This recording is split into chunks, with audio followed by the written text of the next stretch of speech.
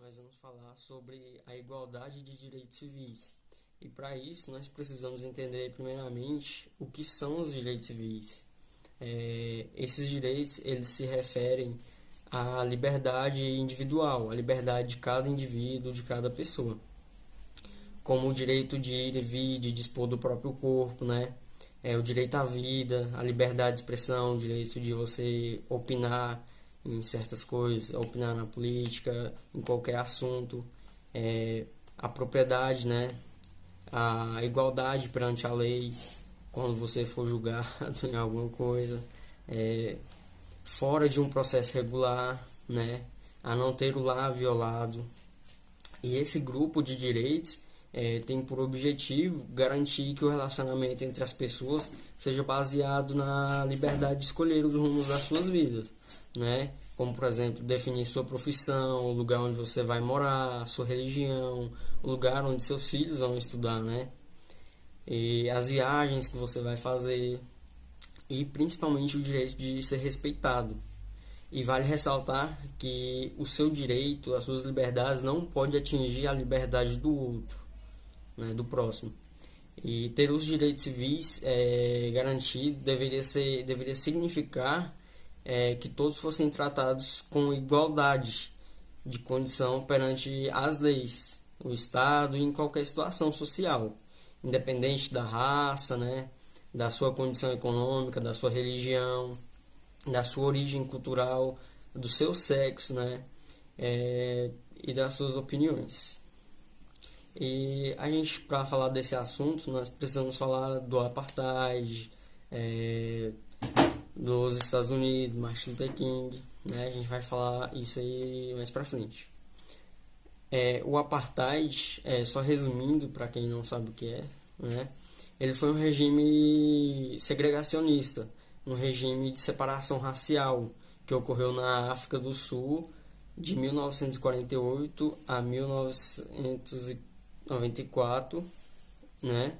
E o apartheid ele privilegiava a elite branca do país e excluía os negros aí dos espaços públicos, da educação, dos postos de trabalho, de tudo, praticamente tudo. E o regime ele começou a acabar através da pressão internacional, dos protestos internos e graças à liderança de Nelson Mandela. Então o apartheid chega ao fim em 1994. Assim como aconteceu na África com o apartheid, nos Estados Unidos também ocorreu essa separação racial. E nos Estados Unidos, o desenvolvimento da região norte e sul foi diferente. Na região sul, eles tinham como sistema produtivo a escravidão dos africanos e dos seus descendentes. Os escravos africanos, negros, enfim, eles não tinham o direito ao voto. Portanto, né, eles não tinham força política para reivindicar medidas contrárias à escravidão no âmbito federal. Já os estados do norte, eles não praticavam a escravidão. O seu modelo econômico era baseado na pequena propriedade e no trabalho livre e assalariado, né? Então eles não trabalhavam com a escravidão nem algo parecido. Porém, se algum escravo fugido da região sul chegassem à região norte e os mesmos o abrigassem, eles eram obrigados a devolver para os seus donos, assim dizendo. A escravidão praticada nos Estados Unidos do Sul, na região sul, ela foi abolida mediante a Guerra Civil, a chamada Guerra da Secessão, entre 1861 e 1855, em que os Estados do Norte, comandados pelo presidente Abraham Lincoln, enfrentou os Estados Confederados do Sul, que objetivavam fundar uma confederação separatista, ou seja, segregacionista, né? Separar as raças. E os Estados do Norte venceu a guerra e a escravidão foi imediatamente abolida. Mas os brancos sulistas, né, eles buscaram maneiras de segregar, né, de separar os negros recém-libertos, né, recém-libertos da escravidão. E em 1865 foi fundada por um ex-combatente de tropas sulistas, a Ku Klux Klan. Foi um grupo que praticava ações violentas contra os negros, né? E embora fossem reprimidas pela polícia, essa seita ganhou milhares de adeptos, né, de seguidores. Os Estados Unidos, por ser um país de uma tradição forte federalista, cada estado tem as suas próprias leis. E após a abolição da escravatura, começaram a surgir leis segregacionistas. E as primeiras delas foram promulgadas no estado do Tennessee. Em 1870, esse estado ele proibiu o casamento interracial. E logo em 1875, ele adotou um princípio legal denominado separados, mas iguais. E alguns dos outros estados da região sul também adotou esse princípio. O historiador Leandro Carnal, ele ilustra a amplitude desse princípio, que ficou conhecido como Lei Jim Crow, né? Denominou aí o afastamento entre negros e brancos nos trens, nas estações ferroviárias, em cais, em hotéis, barbearias, restaurantes, teatros e entre outros locais. Em 1885, a maior parte das escolas da região sul, né, também foram divididas entre escolas para negros e escolas para brancos. Esse racismo promovido pelas leis separatistas, né, separação por separação racial, ele cristalizou-se, ele se normalizou, né, nessa região, definindo então o compartilhamento de espaços públicos pela cor. Os negros eles tinham que usar banheiros separados, estudar em escolas separadas, jurar até em bíblias separadas no tribunal, comprar roupas sem poder provar, comprar comida sem poder sentar no local onde vendia essas comidas, né? Porque as mesas eram exclusivas para brancos, não eram hospedados em hotéis e deviam, ao entrar num trem, num ônibus, eles deveriam se sentar ao fundo. Após tudo isso, começou a surgir alguns movimentos negros, né? Alguns deles, Votastano, um deles foi muito importante, que foi liderado por Martin Luther King, foi a Conferência da Liberdade Cristã do Sul. Outro movimento também de Malcolm X, ocorreu também o Black Power e o Partido dos Panteras Negras. Bom, agora eu vou falar sobre um movimento que teve lá nos Estados Unidos, no dia 28 de agosto de 1963, que foi o movimento dos direitos civis dos negros. Isso aconteceu por vários motivos, mas eu vou falar os 3 motivos principais que causou toda essa revolta da sociedade negra nos Estados Unidos. A primeira dele foi a institucionalização da segregação racial nos estados do Sul. O que é isso? A segregação racial é quando uma pessoa é impedida de ter direitos sociais pela raça dela. Por exemplo, igual os negros não podiam ter os mesmos direitos que os brancos tinham nos Estados Unidos por conta da segregação racial. E nos estados do Sul era muito forte isso. Então, isso acabou sendo institucionalizado dentro dos estados do Sul, lá nos Estados Unidos. E o segundo foi a doutrina Separados Mais Unidos, que foi criada por Plessy Ferguson. Não sei como é que fala, mas ok.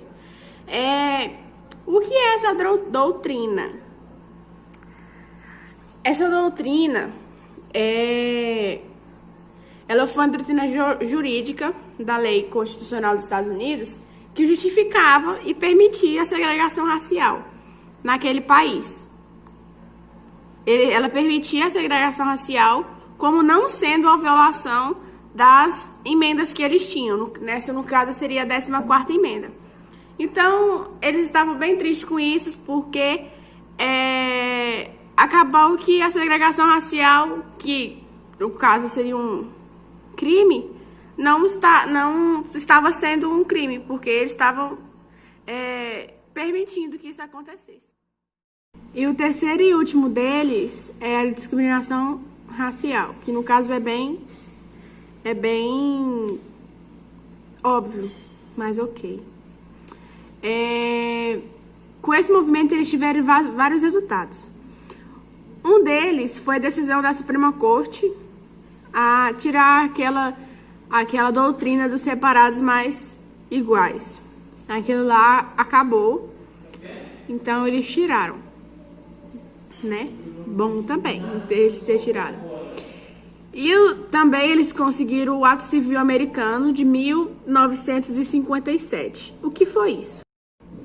A Lei dos Direitos Civis foi promulgada em 9 de setembro de 1957 e ela é uma legislação federal dos Estados Unidos. Foi a primeira legislação deles, na verdade, que teve direito civil, que foi com direito civil dentro. E ela foi promulgada pelo Congresso dos Estados Unidos e desde então tudo que acontecia racialmente contra os negros deu uma diminuída depois que eles começaram a ganhar mais direitos. Eles também tiveram a lei do direito ao voto de 1965 e essa lei deu direito ao voto para eles, que eles não tinham antes do movimento deles. E também deu fortalecimento da ideologia do pan-africanismo e de grupos afro-africanos. E o que foi isso? O pan-africanismo é uma ideologia que propõe a união de todos os povos da África como uma forma de potencializar a voz do continente africano.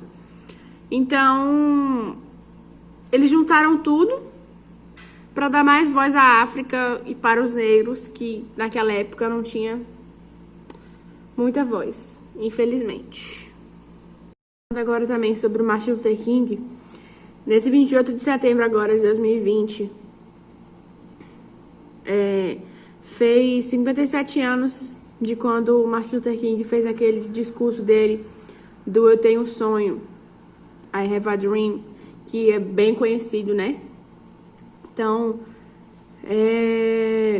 falando também porque Martin Luther King, ele foi o cara que deu um passo gigante, né? Para que os negros pudessem ter seu reconhecimento, né? Pudessem ganhar seu espaço aos poucos nos Estados Unidos. Não só nos Estados Unidos, né? Em qualquer lugar, porque ele foi uma peça fundamental. Tanto ele quanto o Mandela também. Mas como a gente está falando dos Estados Unidos, né? A gente tem que falar dele. Ele foi uma peça muito fundamental para que isso acontecesse com os negros nos Estados Unidos. Aprofundando um pouco agora sobre a Lei dos Direitos Civis, que foi promulgada no ano de 1964, no dia 2 de julho, ela pôs fim nos sistemas estaduais de segregação racial. Então, isso deu um marco legal nos Estados Unidos para os negros, né?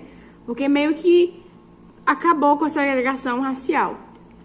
Essa lei ela foi proposta inicialmente pelo presidente John Kennedy em seu pronunciamento no dia 11 de julho de 1963, no qual ele pediu que fosse criada, né, para que todos os americanos pudessem ter direito de serem servidos em todas as instalações abertas ao público, como cinemas, shoppings, restaurantes, teatro, lojas, se bem que eu acho que não tinha shopping ainda, mas ok, vocês entenderam o que eu quis dizer. E também para reforçar a proteção do direito ao voto, né? Porque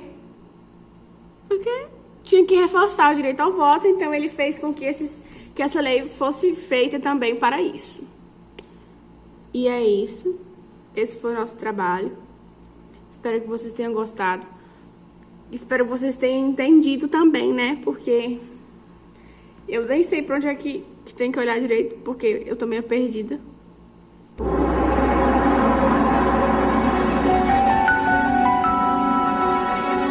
Onde é que eu tô?